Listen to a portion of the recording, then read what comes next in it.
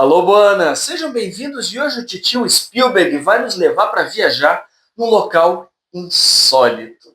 Mas antes, se tu tá chegando aqui pela primeira vez e ainda não te inscreveu no canal, toda semana a gente tem uma história nova de aventuras em livros, filmes e histórias reais também. Viagem insólita. Tem que me lembrar bem, porque tem várias viagens por aí que a gente vai falar. Viagem Insólita é um filme de 1987 que eu nunca tinha assistido. É um daqueles clássicos perdidos da sessão da tarde que conhecia de nome, sabia que existia, o tema não me interessa muito, não sou lá muito ligado em coisas do corpo humano, assim, adjacências, mas assim, assistindo esse filme, eu tive uma sensação muito legal, porque foi o primeiro contato que eu tive com uma obra completamente com a cara de aventura dos anos 80, né? Não é à toa que tem a produção executiva do Spielberg, assim como tantos outros filmes que a gente adora daquela época, que não são de direção desse cara, mas que ele estava por trás das câmeras de uma forma ou outra. Gente, Gremlins, De Volta para o Futuro, Goonies, que mais? O Enigma da Pirâmide, Poltergeist, fora os que ele dirigiu. ET, Indiana Jones, etc., nos anos 80. Então, cara, o Spielberg estava... o radar dele estava virado para muitas coisas nessa época. E para dirigir essa obra aqui, ele chamou o Joe Dante. Joe Dante, que é o cara dos Gremlins. Tá? Então também tinha uma patota assim que de vez em quando o Spielberg chamava o Richard Donner, no caso dos Goonies, e por aí ia. Bom, essa obra aqui não é tão conhecida, eu acho, tanto que o pôster dele é bem estranho até, né? Meio escurão, com o carinha pequenininho ali e tal. Os atores principais vocês conhecem, porque também é uma galerinha completamente anos 80. Dennis Quaid, aquela promessa de galã que nunca se concretizou, né? O cara que depois fez A Fera do Rock, fazendo o papel do Jerry Lee Lewis. Esse é um baita filme, eu adoro. A namorada dele no filme é a Meg Ryan, que depois virou a namoradinha da América, né? Atriz de 90% das comédias dos anos 90, comédias românticas aí dos anos 90, tá em todos, Harry Sally. E o Martin Short, cara, um ator fantástico, que devia estar em muito mais coisa, é um dos três amigos. Né? E essa turma aí se juntou para fazer esse filme. E a premissa, se eu disser para vocês, vocês vão dizer, não, claro que eu conheço esse filme, mas de repente vocês não conhecem exatamente essa obra aqui. É um cara, uma aventura dentro do corpo humano numa navezinha. Piloto audacioso, não respeita a autoridade, irresistível, canastrão, cheio de carisma, é o Dennis Quaid, como todos os pilotos da década de 80, tipo o Top Gun, tá aí, né, pra comprovar. Tem até uma Meg Ryan genérica naquele filme.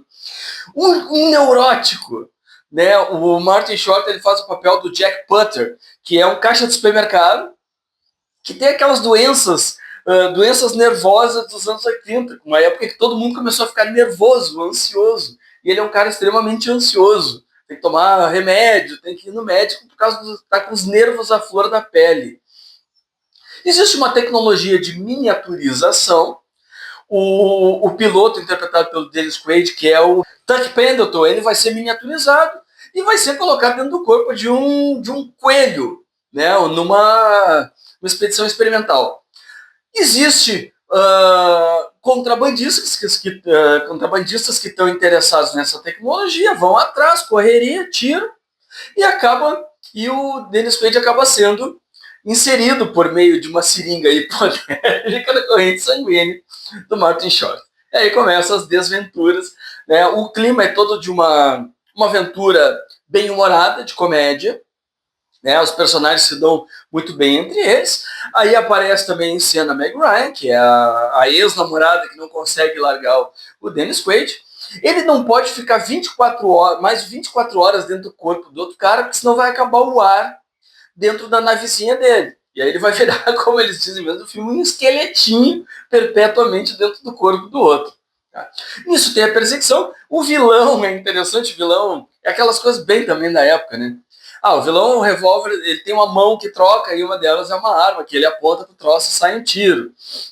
O cara é o mesmo vilão do Comando para Matar, com Schwarzenegger. Tá? Eu olhei aquele cara, tá faltando um bigode aí nesse tiozinho. Aí, meio essa clássica corrida contra o tempo, as melhores cenas são de comunicação entre o piloto e o hospedeiro, por assim dizer, né? Porque eles inventam um jeito que o cara consegue enxergar pelo olho do Martin Short, e também ele coloca uma tractana lá no ouvido do cara, e aí eles se comunicam. E realmente é muito engraçado. Tem algumas cenas, tem uma cena que o cara começa a pirar e mudar o rosto de outro personagem que também é bastante engraçado. Então tem algumas cenas assim que eu confesso que eu ri alto. Mas assim, tudo muito light. Eu acho que o grande atrativo dessa obra são realmente os efeitos especiais, que ganharam o Oscar de melhores efeitos especiais, né, naquele ano, embora o filme não tenha feito sucesso. Eu acho que o que ficou, na realidade, na cabeça das pessoas foi mais o título do que o filme, em si, que devia passar de vez em quando, né, gurizada? Assistir, é um sucesso cult, por assim dizer.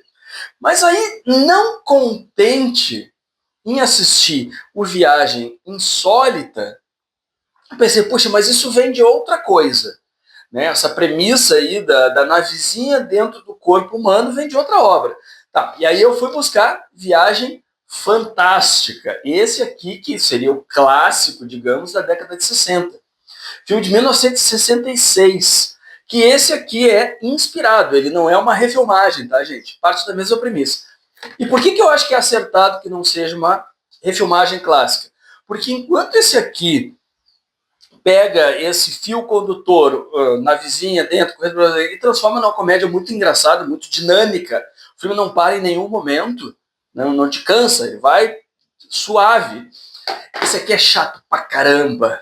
Tem que confessar, meu, que tortura. Eu tive que assistir a prestação, porque eu não tava aguentando. Aí, nesse aqui, qual é a pequena diferença? Existe uma nação inimiga, os Estados Unidos desenvolvem a tecnologia da miniaturização, né, para fins médicos e, claro, bélicos, por que não?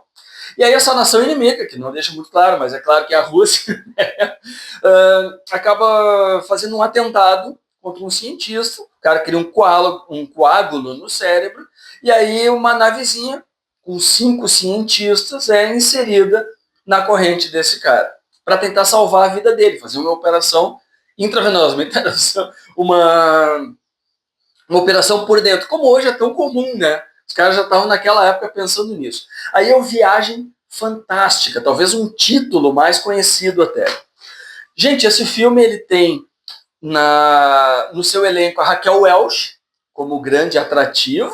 Ele tem o Donald Pleasance, que pouco depois ele fez, para mim sempre vai ser o Blofeld. Para Bárbara, ele é o tiozinho do Halloween 1, né? Tá, o cara tá em vários filmes aí desse estilo, ficção científica, aventura, terror e tal. Nesse eles só podem ficar 60 minutos dentro do corpo do outro, porque senão parece que a navezinha vai começar a aumentar, né? Que seria uma cena não muito agradável. Mas o grande inimigo aqui nesse caso são os anticorpos. Porque o tempo inteiro o corpo do hospedeiro, daí nesse caso, está combatendo eles. Aí tem alguma coisa de traição, reviravolta, mas o filme ele é lento, ele é expositivo. O grande atrativo desse aqui, de novo, são os efeitos, o desenho de produção. Até fui procurar, como tinha o Donald Pleasance, né, no elenco, se o desenhista de produção não era o Ken Adam, mesmo que fez pouco depois os grandes, enormes cenários do 007, Só se Vive Duas Vezes. Né, com aquela coisa muito ficção científica, assim, futurista. Não é o mesmo cara, mas eu acho que tem muito aqui dessa coisa de filme de espião, assim. Só que eles ficam mostrando o tempo inteiro o quanto eles gastaram nesses cenários. É quase um balé dentro do corpo do cara, mergulhando em câmera lenta. Gente, o filme é arrastado e só acontece o que eu falei que acontece. Vão lá atrás procurar o cara, blá blá blá, não tem nada de ação, tudo muito devagar. Não gostei. Tá? Os caras ficam filosofando o que é Deus, o que é a alma. Tem aquela. Assim, só para exemplificar para vocês.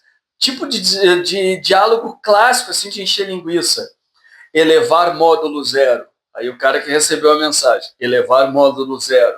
Aí responde, módulo 0 elevado. E nisso tu vai 30 segundos de filme para nada. É meio nessa toada. O Isaac Asimov foi contratado para fazer um livro em cima do roteiro, né? Ele novelizou o roteiro, não gostou muito da tarefa, dizem. E tem inclusive um desenho animado depois com o mesmo título, Viagem Fantástica. Também assisti um episódio, nossa senhora, enfadonho, enfadonho.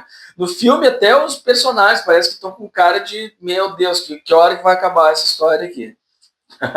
O desenho também teve 17 capítulos, 17 episódios dos anos 60, assim, alguns de vocês talvez se lembrem, eu nem conhecia essa obra, tá? E finalmente, gente, eu me lembrei aí, né, no meio dessa brincadeira, vocês chegaram aí naquela mulher gigante que tinha no parque de diversão.